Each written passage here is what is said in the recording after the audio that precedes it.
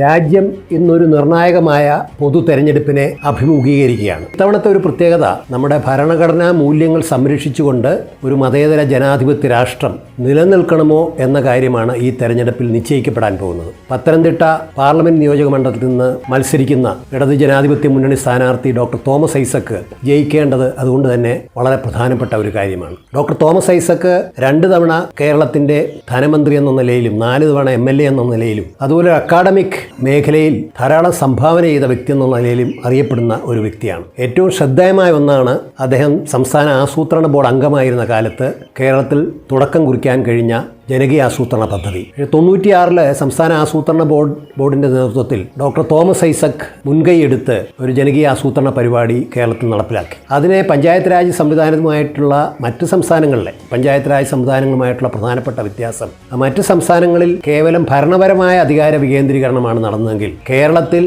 താഴെത്തട്ടിലുള്ള പഞ്ചായത്തുകൾക്ക് സംസ്ഥാന ബഡ്ജറ്റിന്റെ ഒരു ഭാഗം നൽകുകയും അതുപോലെ തന്നെ അതെങ്ങനെ വിനിയോഗിക്കണമെന്ന് നിശ്ചയിക്കാനുള്ള ആസൂത്രണ സ്വാതന്ത്ര്യം അവർക്ക് നൽകുകയും ചെയ്തു.